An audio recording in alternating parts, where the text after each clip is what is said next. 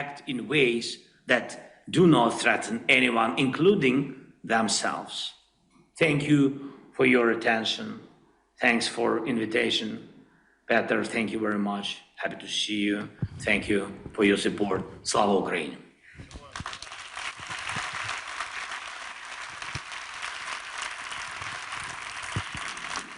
Thank you so much, President Zelensky. We're so happy we got that link back up. President Zelensky has happily agreed to take a few questions. So, President, Ukraine is critical for global security. In your view, what are the forms of long-term security guarantees that would provide the strongest deterrence against Russian aggression?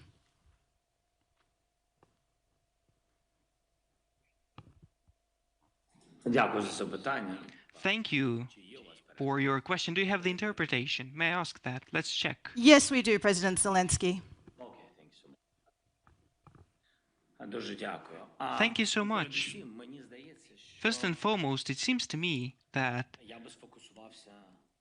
I would focus on the security guarantees, how to stop the aggressor and not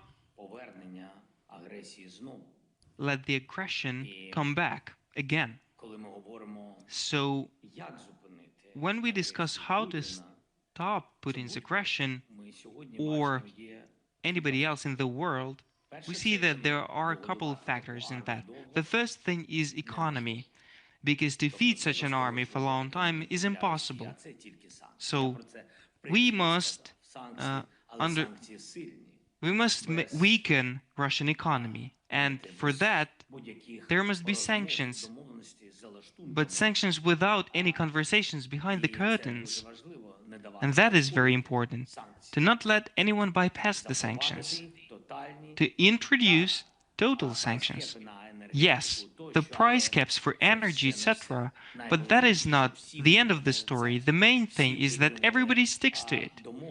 Everybody sticks to the agreements and not let bypass the sanctions, neither Global South nor some countries in Europe, so that everybody does its part of the work. If the economy weakens, then the capabilities for financing this war for Putin will narrow. Second thing is military power. We must support Ukraine as much as possible, and I thank Peter and anybody who helps, not only with the artillery initiative, but with any other initiative. Maybe this can be fully understood when everybody can answer for oneself what Ukraine means for the global security, for the security of the world. I believe that Ukraine means security guarantees for Europe today. Of course, NATO is a reliable ally, but the fact that Ukraine stands there and doesn't allow the war to spread further, that is strong security guarantees for all of Europe, and Ukraine must be strengthened, which is why second component is to strengthen the army of our state, and to strengthen and increase the production at your own territories. And that is feasible. That's feasible.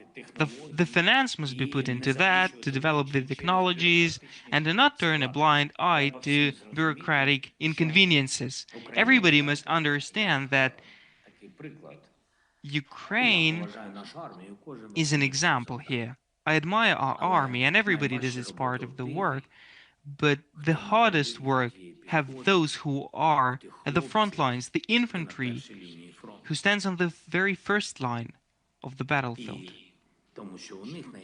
Because they have the most severe losses, they have the biggest number of casualties. Those are the most courageous people.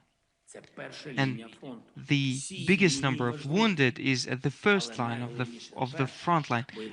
Each line is important, but the most important is the first line, because shall it fail, everything will fail. So I believe that the European society and the US, in the end of the day, have to understand that in this war, and the war that Putin started against NATO, the civilized world, and everybody, So we are all in this war, but Ukraine is the very first line of it. And shall this line fail, Putin will go further. So second point, to strengthen the army, it's not just eloquence. On this depends the security of all Europe. And third is probably political isolation. And when we say political isolation, it's not about inviting or not inviting Russia to summits, to come to them for the meetings or not. Political isolation is when everybody strictly adheres to the rules. And the rules that not only Europe, but Global South as well, China, Brazil, India, etc., not maintain economic relations with Russia, not straddle between us and Russia, but make Russia cease fire, at least cease fire, to make this first step to end the war. And these are important things. I do not see such pressure from those countries as of now. President Zelensky, Involvement, we are running short of time. I just wonder, in 30 seconds, if you could answer this final question. What are your non-negotiables for just peace?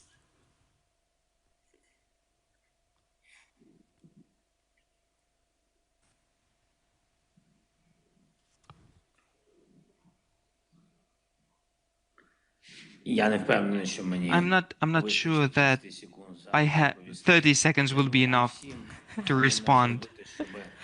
I think we all must make it the way that Russia and Putin do not prevail in this war.